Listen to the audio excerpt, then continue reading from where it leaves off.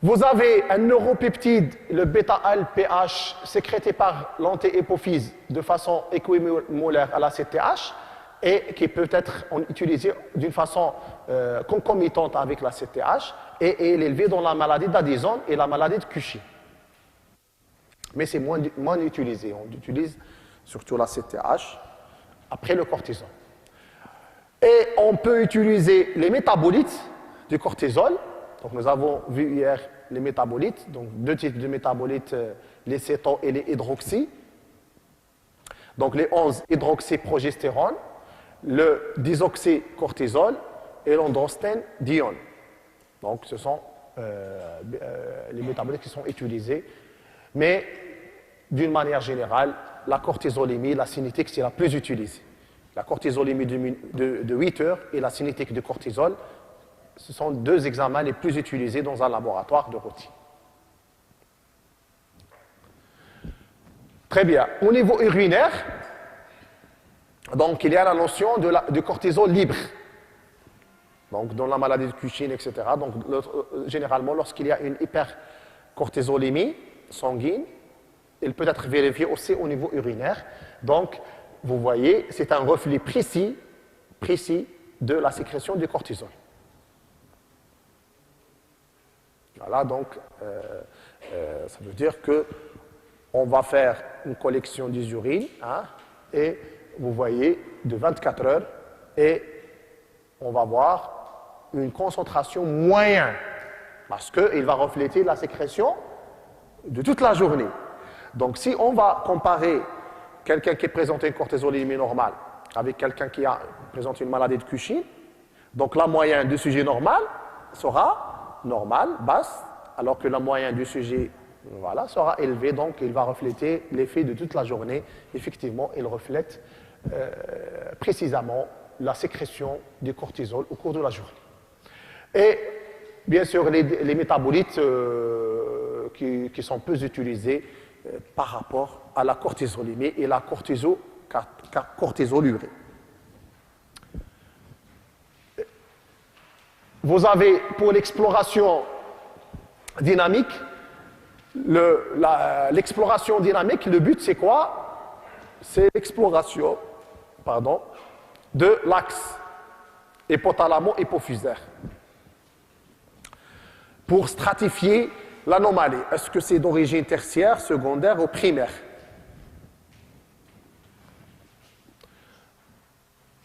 Donc, on peut utiliser les tests de stimulation. Le test le plus pratiqué, c'est le synactène, donc, qui est la partie active de la CTH. Ça veut dire le synactène. Donc, nous avons vu déjà la TRH pour l'exploration de la thyroïde. Donc, pour l'axe corticotrope, on peut utiliser le synactène, qui est un médicament qui est en fait un peptide de synthèse. On reprend uniquement la partie active de la CTH. Elle doit être pratiquée en dehors du stress. En dehors du stress, parce qu'effectivement, l'axe hypothalamo-hypophysaire, donc il y a aussi l'interférence avec les effets de stress. Stricte surveillance médicale. Parce qu'il y a on peut avoir des conséquences graves pour le malade, une complication, parce qu'évidemment, il y a la perturbation hémodynamique, électrolytique, donc qui peut donner des conséquences graves. Donc, le patient doit être mis sous stricte surveillance médicale. Donc, on va injecter le synactène, hein, et on va faire les dosages de cortisol à T0, T30 et T60 minutes.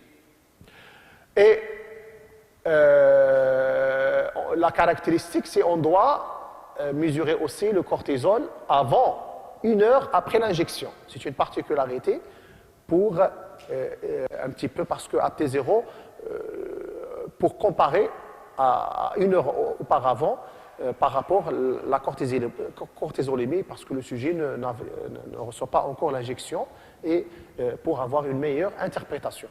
Donc on peut doser les métabolites du cortisol. Et l'intérêt, c'est le dépistage des insuffisances sururaniennes centrales, ça veut dire primaire, secondaire, tertiaire, ou périphérique, primaire. Donc, ça veut dire qu'on doit stratifier le degré de l'atteinte, ou bien le niveau de l'atteinte. Est-ce que c'est hypothalamique, ou bien hypophysaire, ou bien surrénal? Le test à la métopérone. Donc la métopérone, c'est un inducteur de 11 bêta-hydroxylase. Donc arrête la transformation de 11 désoxycortisol en cortisol. Donc sujet normal, donc métopérone, on va avoir un cortisol diminué, donc sécrétion par régulation, par feedback positif, donc sécrétion de CRF, sécrétion de l'ACTH, augmentation du 11 désoxycortisol. L'insuffisance hypothalamique ou hypophysaire, donc vous avez le 11 désoxycortisol sera normal ou diminué, parce qu'il y a une insuffisance centrale. On peut pratiquer aussi le test à la lysine vasopressine, donc qui a une activité comparable au CRF. Donc on va faire à cette fois-ci le dosage de l'ACTH. Et bien sûr, ou le bêta-LPH. Donc on va avoir une valeur avant, une valeur après l'injection. Chez un sujet normal, donc il y aura une stimulation au niveau de surrénal. Donc, en cas de tumeur surrénalien, donc vous avez Y est égal à X qui sont élevés. Donc, ça veut dire qu'on est déjà... Oui?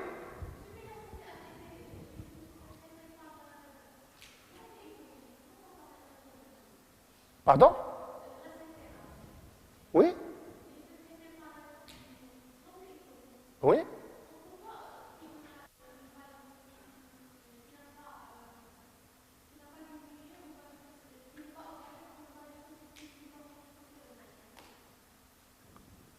Le tumeur cortico-surrénalien, où le problème? Oui, mais l'hypophyse, c'est...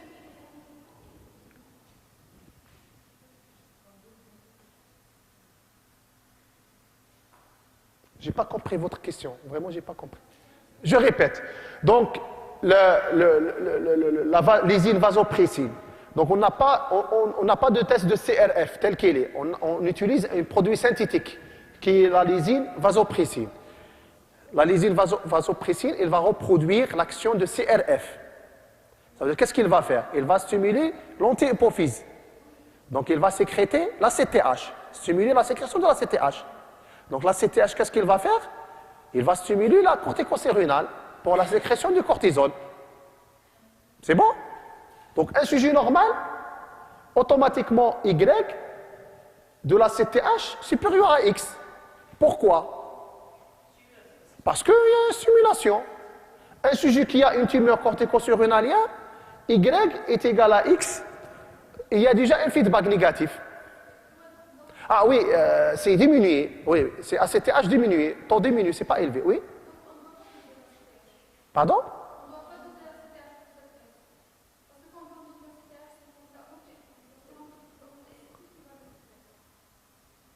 On ne doit pas?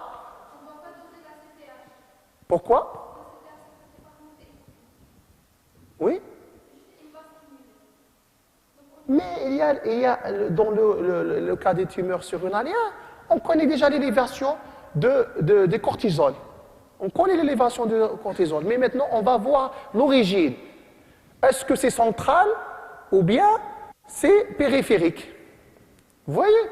Donc, le périphérique, ça veut dire qu'on a à T0 le cortisol élevé, la CTH diminuée. Un sujet normal, cortisol normal, ACTH normal. Donc lorsque je vais à la stimulation, je vais avoir CTH diminué. Ça veut dire qu'il y a, qu'est-ce qu'on a dit? Donc l'axe, s'il vous plaît, l'axe corticotrope, l'exploration de l'axe, les épreuves dynamiques, c'est pour explorer l'axe corticotrope. Lorsqu'on parle de l'axe corticotrope, au moins on parle pour deux grands objectifs. Le premier objectif, c'est de définir le stade de l'anomalie, hypophysaire, hypothalamique ou la périphérique. Deuxièmement, pour évaluer la régulation. Est-ce qu'il y a une bonne régulation ou non? Vous voyez? Donc, on donne le stimulateur de la CTH. La CTH, il va stimuler, attention, là, on ne sait pas l'anomalie. Donc, pour un sujet normal. Donc, il va stimuler les surrénales. Les surrénales, ils vont sécréter le cortisol. Et l'augmentation du cortisol, donc, il y a une bonne régulation. C'est bon? Mais dans l'épreuve cinétique, donc il y a, qu'est-ce qu'il y a? Il y a une augmentation de la CTH par sa stimulation. Et il y a une augmentation du cortisol. Donc, pour le cas, le patient ou les patients qui présentent des tumeurs cortico-surrénaliennes, donc bien sûr, on fait au préalable le dosage du cortisol. On va trouver un taux élevé. Donc, pour éliminer l'origine centrale, qu'est-ce qu'on va dire? On va voir que le feedback, il est là. Le feedback, il est là, mais le problème, c'est surrénal. Ça veut dire qu'on a des taux élevés des corticoïdes. Est-ce que vous avez compris? C'est très simple. Donc, il n'y a pas photo. Donc, tumeur cortico-surrénalienne. Donc, vous mettez Y est égal à X est égal à valeur diminuée. Pardon, ce n'est pas élevé parce qu'il s'agit des valeurs de la CTH. Parce qu'il y a tout le temps, c'est comme la maladie de Basedow. Donc, la maladie de Basedow, toujours on a des taux de TSH diminués. Très bien. Maintenant, le test de freinage. Le test de freinage, donc dans ce cas, c'est surtout la maladie de Cushing ou bien les hypercorticismes. Est-ce qu'il y a un freinage ou non? Donc, qu'est-ce qu'on va faire? Donc, s'il vous plaît. Donc, vous avez, c'est un test qui apporte beaucoup de données. C'est le dexaméthasone. Donc, on utilise le dexa, ou bien la dexaméthasone. C'est un stéroïde de synthèse non reconnu par les dosages du cortisol plasmatique ou urinaire. Mais on va explorer son effet. C'est pour cela que c'est un test qui est très utile parce qu'on ne va pas avoir des interférences avec le dosage du cortisol.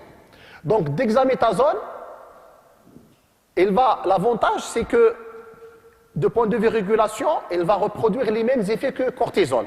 Ça veut dire que vous avez le cortisol. Donc, la dexaméthasone, par rétrocontrôle négatif sur l'axe hypothalamo-hypophysaire, donc baisse d'ACTH et du cortisol. Parce qu'il reproduit le même effet que le cortisol pour la régulation. Donc, dosage du cortisol avant l'injection et après l'injection de la dexaméthasone. Donc, et on va pratiquer plusieurs tests de freinage. Ça, c'est très intéressant. Donc, votre concentration, s'il vous plaît. Donc, on va pratiquer, bien sûr, avec des concentrations différentes de la dexaméthasone. Pour dire l'hypercortisisme, est-ce qu'il n'y a pas d'hypercortisisme? Est-ce qu'il y a un hypercortisisme modéré, moyen ou sévère? Vous voyez? Donc, ça veut dire que le principe, c'est quoi? C'est que pour l'hypercortisisme, par exemple, faible, on peut, avec une petite dose, on peut arriver au freinage. S'il y a un hypercortisisme très fort, donc, il va falloir utiliser une dose élevée de la dexaméthasone pour pouvoir freiner l'axe hypothalamo-hypophysaire, surrénalien. Donc, on donne la dexaméthasone d'une valeur à quantité de 1 mg la veille à minuit. Donc, un sujet normal, donc vous voyez, on pratique à minuit. Hein? Pourquoi? Parce qu'on va éliminer l'effet voilà, du cycle nectoméra. Ça veut dire on va avoir la meilleure interprétation parce que le cortisol aminoïde sera déjà très bas. Donc, le sujet normal, Y inférieur à X, parce qu'on va avoir une freination, ou bien un freinage. Donc, un freinage de la sécrétion du cortisol. Parce que la dexaméthasone est présente dans le sang, donc par feedback négatif, il va inhiber l'axe hypothalamo-hypophysaire, donc et inhiber la sécrétion d'ACTH. Et bien sûr, secondairement, du cortisol. Dans l'hypercortisisme modéré, donc la maladie de Cushing, la tumeur surrénalienne, syndrome paranéoplasique, donc vous avez Y est égal à X. Ça veut dire que le cortisol reste élevé. Donc s'il vous plaît. Donc jusqu'à présent, on va éliminer. Donc le test avec une quantité faible, on va séparer entre, ou bien différencier un sujet normal avec un sujet qui souffre d'un hypercorticisme, d'une maladie de Cushing, ou bien les syndromes tumoraux. Mais si je vous pose la question, à ce stade, est-ce qu'on va différencier entre l'hypercorticisme, la maladie de Cushing ou les syndromes tumoraux? Bravo. Parce que dans tous les cas, puisqu'on a utilisé une quantité inférieure, très minimale de la dexaméthasone, donc il n'y a pas de freinage pour ces pathologies. Donc les trois, il n'y a pas de freinage. Il y a toujours, les taux restent élevés de la cortisol. Donc on va passer maintenant. Si on trouve le patient normal, on s'arrête. Si on trouve les trois catégories, est-ce qu'on doit s'arrêter ou bien aller à la deuxième étape? Donc on va passer à la deuxième étape. Très bien, on augmente la dose un deuxième jour. Donc test de freinage faible.